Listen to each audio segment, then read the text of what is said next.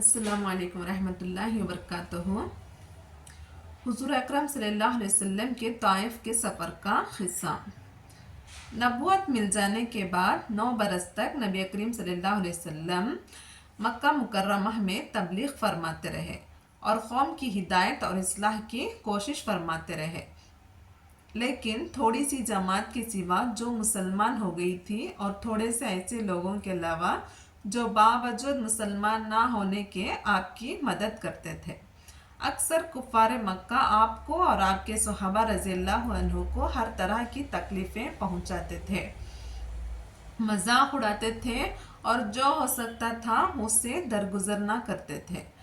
حضور صلی اللہ علیہ وسلم کے چچا ابو طالب بھی انہی نیک دل لوگوں میں تھے جو باوجود مسلمان نہ ہونے کے حضور صلی اللہ علیہ وسلم کی ہر قسم کی مدد فرماتے تھے۔ 10ویں سال میں جب ابو طالب کا بھی انتقال ہو گیا تو کافروں کو اور بھی ہر طرح کھلے مہار اسلام سے روکنے اور مسلمانوں کو تکلیف پہنچانے کا موقع ملا۔ حضور اقدس صلی اللہ علیہ وسلم اس خیال سے طائف تشریف لے گئے کہ وہاں قبیلہ ثقیف کی بڑی جماعت ہے، اگر وہ قبیلہ مسلمان ہو جائے تو مسلمان کو ان تکلیفوں سے نجات ملے اور دین کے پھیلنے کی بنیاد بڑھ جائے۔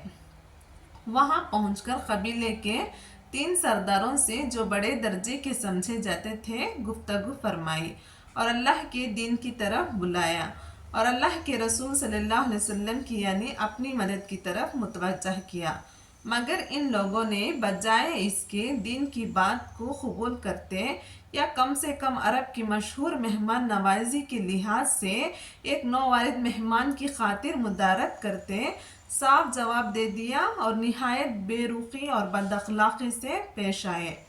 ان لوگوں نے یہ بھی گوارا نہ کیا کہ آپ یہاں قیام فرما لیں۔ جن لوگوں کو سردار سمجھ کر بات کی تھی وہ شریف ہوں گے اور مہذب گفتگو کریں گے۔ ان میں سے ایک شخص بولا کہ اوہو، آپ ہی اللہ کے نبی بنا کر بھیجا ہے۔ دوسرا بولا کہ اللہ کو تمہارے سوا کوئی اور ملتا نہیں تھا جس کو رسول بنا کر بھیجتے۔ تیسرے نے کہا، میں تجھ سے بات کرنا نہیں چاہتا، اس لیے کہ اگر تو واقعی نبی ہے جیسا کہ دعویٰ ہے تو تیری بات سے انکار کر دینا مصیبت سے خالی نہیں ہے، اور اگر جھوٹ ہے تو میں ایسے شخص سے بات کرنا نہیں چاہتا۔ اس کے بعد ان لوگوں سے نا امید ہو کر حضور صلی اللہ علیہ وسلم نے اور لوگوں سے بات کرنے کا ارادہ فرمایا کہ آپ تو ہمت اور استقلال کے پہاڑ تھے، مگر کسی نے بھی قبول نہ کیا، بلکہ بجائے قبول کرنے کے حضور صلی اللہ علیہ وسلم سے کہا کہ ہمارے شہر سے فوراً نکل جاؤ اور جہاں تمہاری چاہت کی جگہ ہو وہاں چلے جاؤ۔ حضور صلی اللہ علیہ وسلم جب ان سے بالکل مایوس ہو کر واپس ہونے لگے تو ان لوگوں نے شہر کے لڑکوں کو پیچھے لگا دیا کہ آپ کا مذاق اڑائیں، تالیاں پیٹیں، پتھریں ماریں، حتیٰ کہ آپ صلی اللہ علیہ وسلم کے دونوں جوتے خون کے جاری ہونے سے رنگین ہو گئے۔ حضور صلی اللہ علیہ وسلم اس حالت میں واپس ہوئے۔ جب راستے میں ایک جگہ ان شریروں سے اطمینان ہوا تو حضور صلی اللہ علیہ وسلم نے یہ دعا مانگی، اے اللہ، تجھی سے شکایت کرتا ہوں، میں اپنی کمزوری اور بے کسی کا اور لوگوں میں ذلت و رسوائی کی۔ اے رحم الراحمین، تو ہی ضعفاء کا رب ہے اور تو ہی میرا پروردگار ہے۔ تو مجھے کس کے حوالے کرتا ہے؟ کسی اجنبی بیگانے کے جو مجھے دیکھ کر تو شروع ہوتا ہے اور منہ چڑھاتا ہے، یا کسی دشمن کے جس کو تو نے مجھ پر قابو دے دیا؟ اے اللہ، اگر تو مجھ سے ناراض نہیں تو مجھے کسی کی بھی پرواہ نہیں ہے، تیری حفاظت مجھے کافی ہے۔ میں تیرے چہرے کے اس نور کے طفیل جس سے تمام اندھیریاں روشن ہو گئیں اور جس سے دنیا اور آخرت کے سارے کام درست ہو جاتے ہیں، اس بات سے پناہ مانگتا ہوں کہ مجھ پر تیرا غصہ ہو یا تو مجھ سے ناراض ہو۔ تیری ناراضی کا اس وقت تک دور کرنا ضروری ہے جب تک تو راضی نہ ہو۔ نہ تیرے سوا کوئی طاقت ہے نہ قوت۔ مالک الملک کی شان قہری کو اس پر جوش آنا ہی تھا کہ حضرت جبرائیل علیہ السلام نے آ کر سلام کیا اور عرض کیا کہ اللہ تعالیٰ نے آپ کی قوم کی وہ گفتگو جو آپ سے ہوئی سنی اور ان کے جوابات سنے، اور ایک فرشتے کو جس کے متعلق پہاڑوں کی خدمت ہے آپ کے پاس بھیجا ہے کہ آپ جو چاہیں اس کو حکم دیں۔